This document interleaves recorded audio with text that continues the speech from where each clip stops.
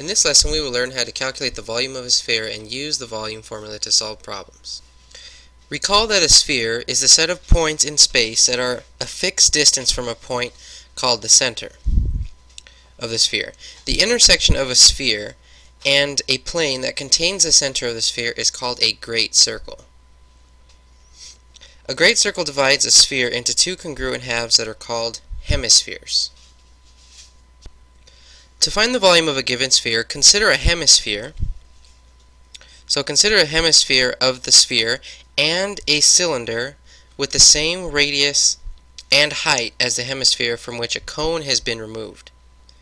Show that the two solids have the same cross-sectional area at every single level, and apply Cavalari's principle to conclude that the figures have the exact same volume.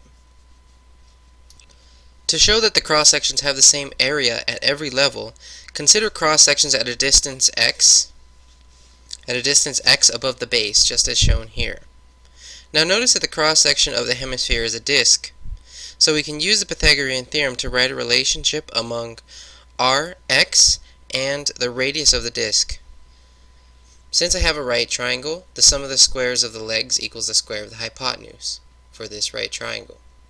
So I have x squared plus r squared equals the radius of the hemisphere squared. Solving this for r squared, by subtracting x squared from both sides, I get that r squared, the radius of the disk, equals the radius of the hemisphere minus the height, the square of the height of the disk from the center of the hemisphere. Of course, solving for r, I just take the square root of both sides, so I get that r is the square root of the difference of the square of the radius of the hemisphere minus the height of the disk from the center of the hemisphere. So what I would like to do is write a formula for the area of this cross-sectional disk inside of this hemisphere. Well, I know that the area of any disk is pi times the radius of the disk squared.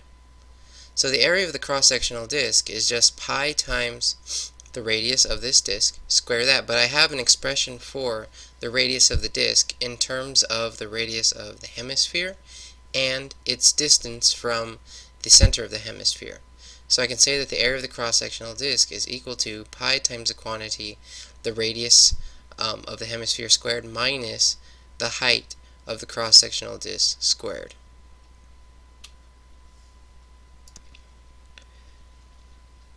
The cross-section of the cylinder with the cone removed is a ring.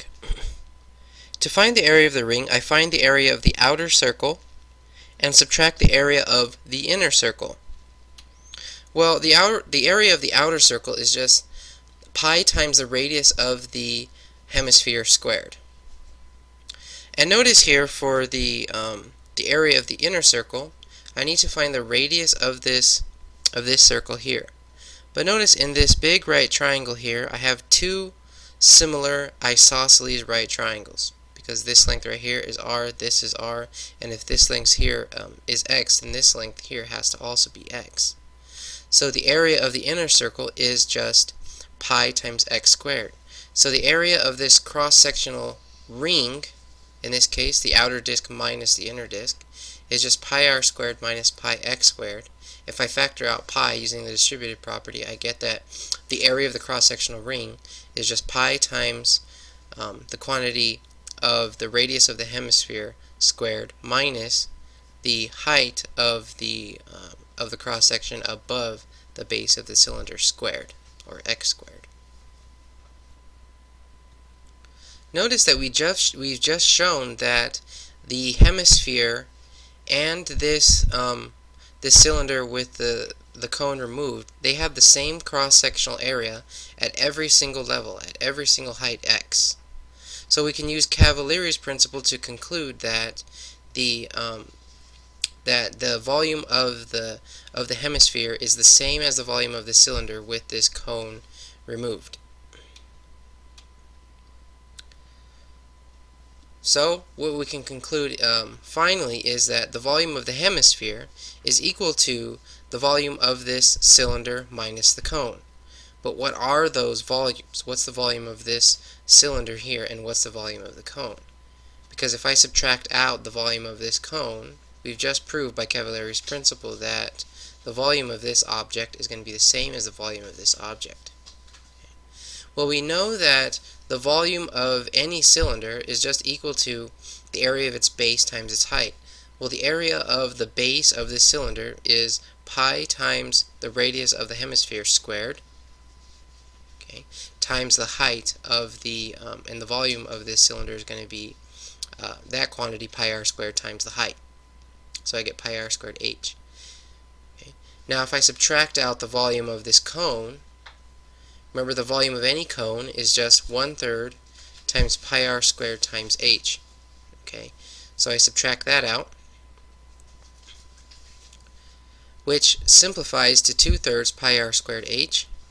Okay, but you have to remember that the height of this cylinder is the exact same as the radius of the sphere, because in the beginning we took this cylinder to have the exact same height.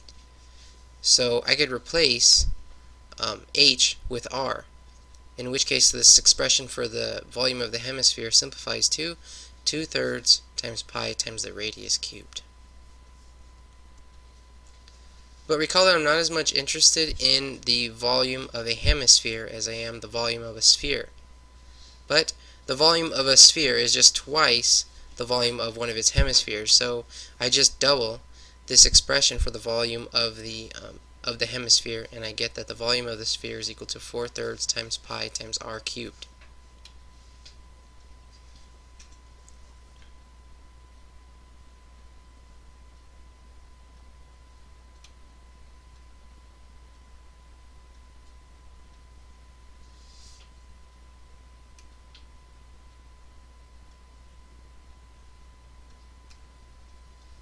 So in general, the volume V of a sphere with radius r is given by the following formula.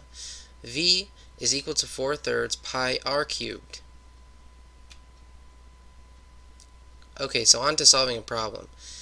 A British thermal unit is a unit of energy. It's approximately the amount of energy needed to increase the temperature of 1 pound of water by 1 degree Fahrenheit. As you'll see in the following example, the energy content of a fuel may be measured in BTUs per unit of volume. So suppose I need to solve this problem. A spherical gas tank has a dimension shown. When it's filled with natural gas, it provides 275,000 approximately BTUs. And I want to figure out how many BTUs does 1 cubic foot of natural gas yield. And we're going to round to the nearest BTU. So if I'm interested in finding how many BTUs 1 cubic foot of natural gas yields, and this entire tank yields approximately 275,000 BTUs, I need to find the volume of this sphere. After which I can just divide. If the entire sphere provides 275,000 BTUs, and I'm interested in how many BTUs are provided in 1 cubic foot, I just divide by the volume. So on to finding the volume of this sphere, or gas tank. The volume of a sphere in general is given by 4/3 pi times the radius of the sphere cubed. Notice here they give us the diameter, but the radius is what's called for in the volume formula, so I need to have this number 8 feet. So I'm going to be substituting in 4 feet into my formula. So I'm going to end up getting that the volume of this gas tank is equal to 4/3 times pi times 4 cubed, not 8 cubed.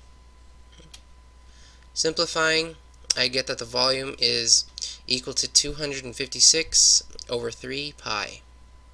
So now I know the volume of this tank. And I also know how many BTUs it provides when the tank is full.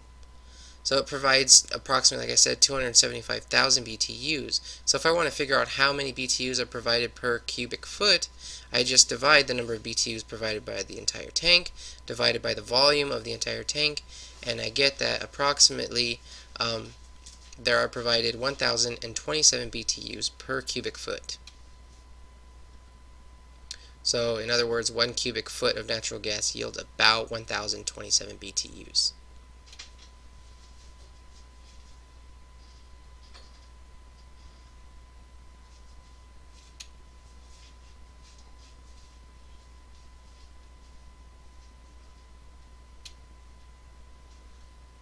Okay, so the essential question that we answer today is how do you calculate the volume of a sphere and use the volume formula to solve problems? Well, the volume V of a sphere with radius r is given by the following formula, 4/3 pi r cubed.